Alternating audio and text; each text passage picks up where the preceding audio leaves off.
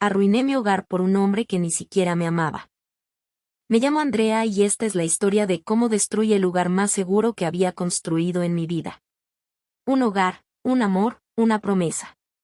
Todo eso lo dejé atrás por alguien que, al final, ni siquiera me amaba. Y no fue un error de una noche. No fue una locura pasajera. Fue una cadena de decisiones conscientes, cada una más silenciosa que la anterior, hasta que todo lo que era sólido se quebró. Lo que más me duele de contar esta historia es que no hay un monstruo, ni una víctima pura. No hay una traición que me obligue a defenderme. Solo estoy yo. Y mi elección. Hoy tengo 34 años. Trabajo en una agencia de publicidad y vivo sola, en un departamento que aún no logro hacer mío. Las paredes están desnudas, las plantas se me mueren por descuido, y el café ya no tiene el sabor de antes. No tengo fotos enmarcadas ni alfombras acogedoras. Todo es funcional. Y frío. Como si no mereciera el calor después de lo que hice. Durante mucho tiempo fui, o al menos intenté ser, todo lo que se esperaba de mí. La hija aplicada, la amiga leal, la novia paciente, la esposa dedicada. Aprendí a complacer, a decir que sí, a guardar silencio. Creí que la estabilidad era lo más importante, que si todo estaba en orden por fuera, nada se rompería por dentro. Pero me equivoqué. Porque lo que no se dice, lo que no se enfrenta, lo que se entierra por miedo a incomodar, no desaparece. Se pudre. Siempre fui una mujer estructurada. No en el sentido rígido, sino en el modo de necesitar certezas. Me aferro a lo que puedo entender, a lo que puedo planificar. Odio lo imprevisible. Me gusta saber a qué hora llega alguien, cómo estará el clima mañana, qué haré el fin de semana. Y sin embargo, terminé cayendo en la contradicción más salvaje. Desordené todo por dentro mientras fingía que afuera seguía todo igual. No soy de las que buscan el caos. No me atraen los juegos peligrosos ni las emociones extremas. Pero algo en mí, algo que aún no sé nombrar del todo, se cansó de lo previsible. O tal vez se cansó de no sentirse deseada. No por mi esposo. Joaquín me amaba. Me amaba con una fidelidad que todavía me duele recordar. Pero yo empecé a necesitar otra cosa. No mejor. No más profunda. Solo diferente. Y así apareció Julián. Pero no voy a adelantarme. Para entender cómo llegué a cruzar esa línea, primero hay que entender cómo era la mujer que la cruzó. Y cómo fue que construí, paso a paso, el hogar que más tarde rompería. Lo conocí en una época de mi vida en la que aún creía que las cosas llegaban cuando uno las merecía. Yo tenía 25 años y trabajaba en una editorial pequeña, como redactora.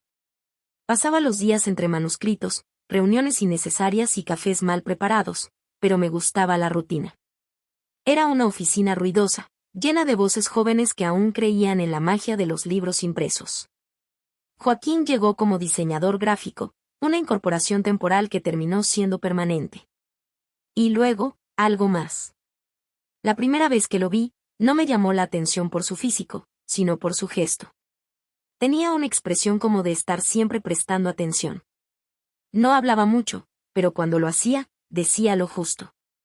Era de esos hombres que parecen estar en paz consigo mismos, sin necesidad de demostrar nada.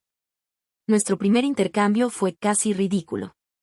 Yo necesitaba que ajustara la tipografía de una contratapa y él me dijo, sin levantar la vista de su pantalla. La tipografía no se ajusta, se respeta. Fruncí el ceño, ofendida. ¿Y si es horrible? Entonces respetamos su fealdad con dignidad, me respondió, y sonrió por primera vez. Después de eso, empezamos a cruzarnos más. En la cocina, en la escalera, en las reuniones creativas.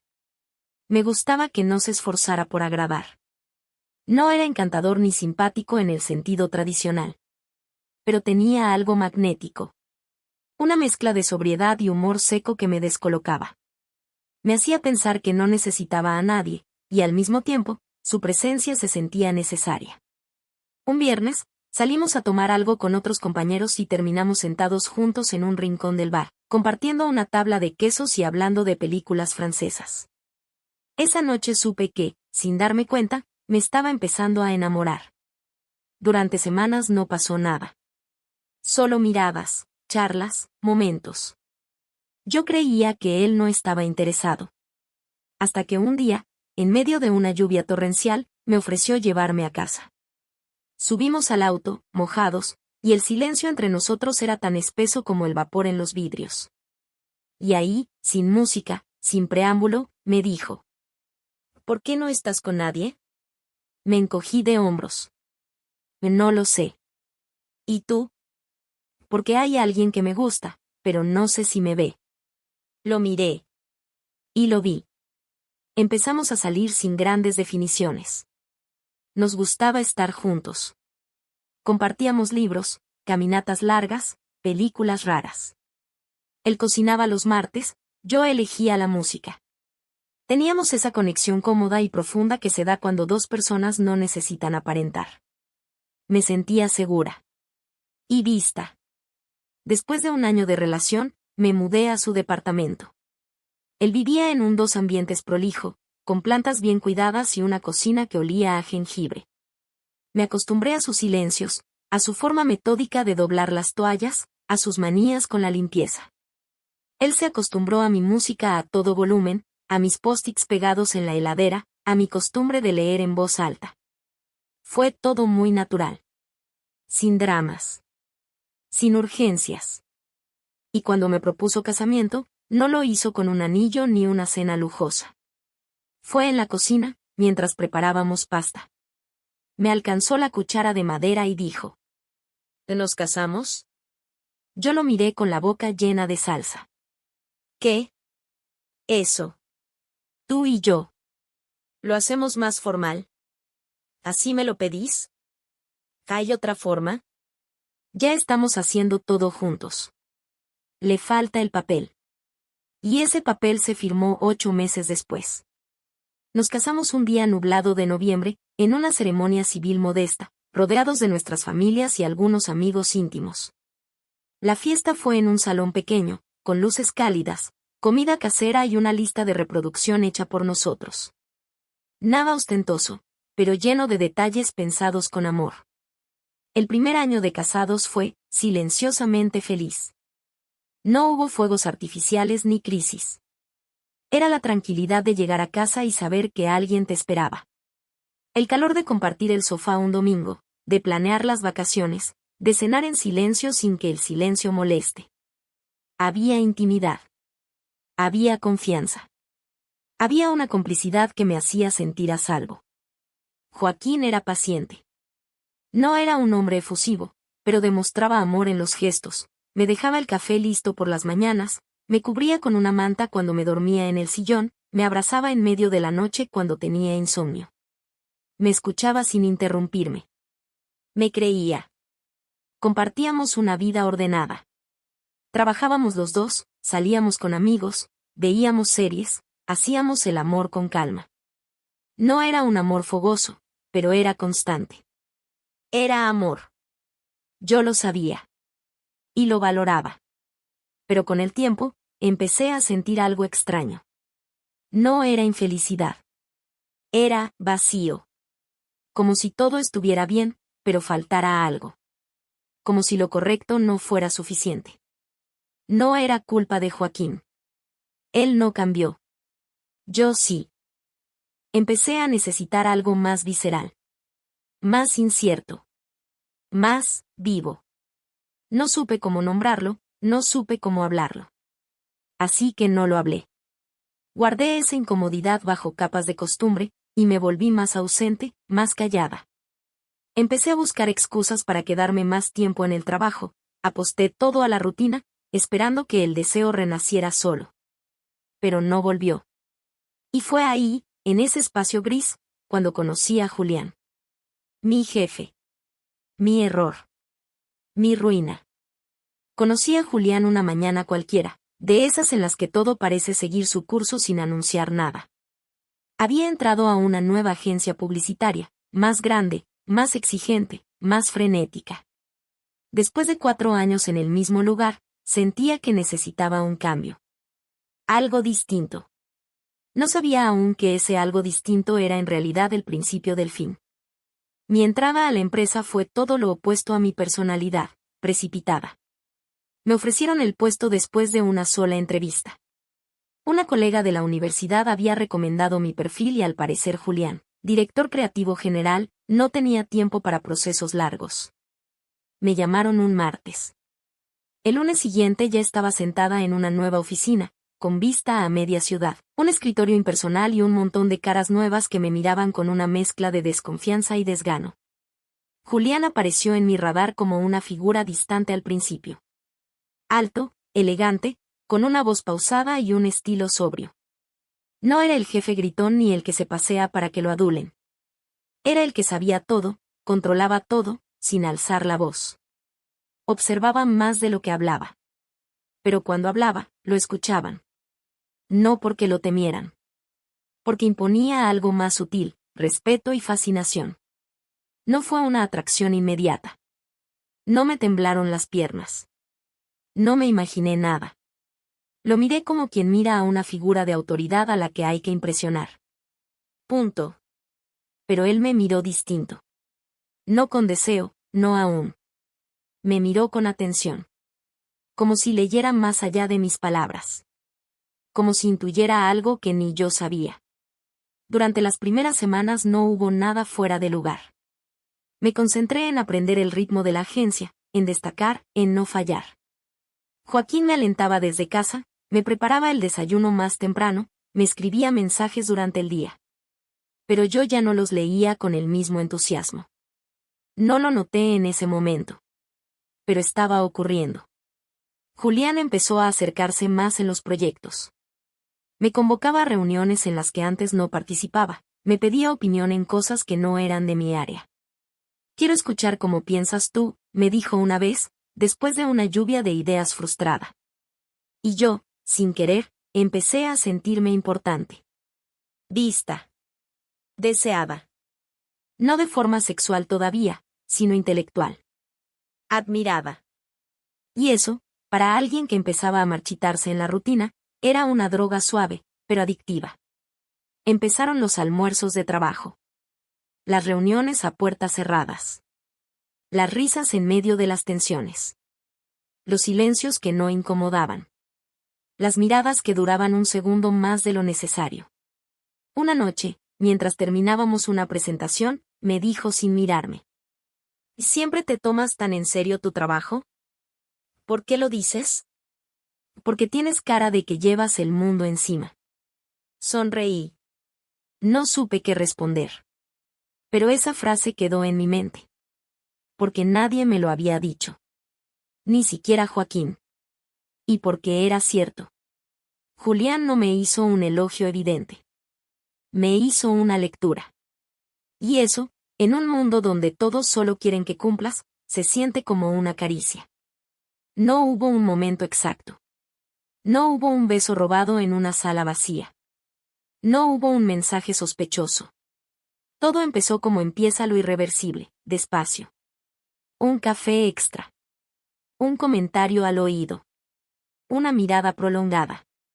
Y, sobre todo, mi silencio. No le contaba a Joaquín nada de Julián. O mejor dicho, solo le contaba lo neutro. Le decía que era exigente, inteligente, algo reservado. Nada más. Evitaba mencionar cuánto hablábamos, cuánto confiaba en mí. Le restaba importancia. Lo hacía con cuidado. Con culpa anticipada. Porque en el fondo, lo sabía. Sabía que algo en mí empezaba a cambiar. Ya no pensaba en Joaquín durante el día. Pensaba en Julián, en su voz, en lo que diría sobre tal campaña. En si se daría cuenta de que me había arreglado más. Y sí, me arreglaba más. Usaba perfumes que antes no usaba. Labiales más marcados. No para él, me decía. Para mí. Pero mentía. Un viernes, Joaquín me preguntó si estaba bien. Te siento rara, dijo mientras lavaba los platos. Como si estuvieras en otra parte. Me congelé, no supe qué decirle. Solo dije. Es el trabajo, estoy cansada. Y lo estaba. pero no por lo que él creía. Estaba cansada de fingir que todo seguía igual. Esa misma noche, Julián me escribió por primera vez fuera del horario laboral. Un mensaje simple: gracias por tu apoyo hoy. Me salvaste con tu claridad. Y eso fue todo lo que necesité para no dormir. Empezamos a escribirnos cada noche. Primero sobre trabajo. Luego sobre cine, música, libros.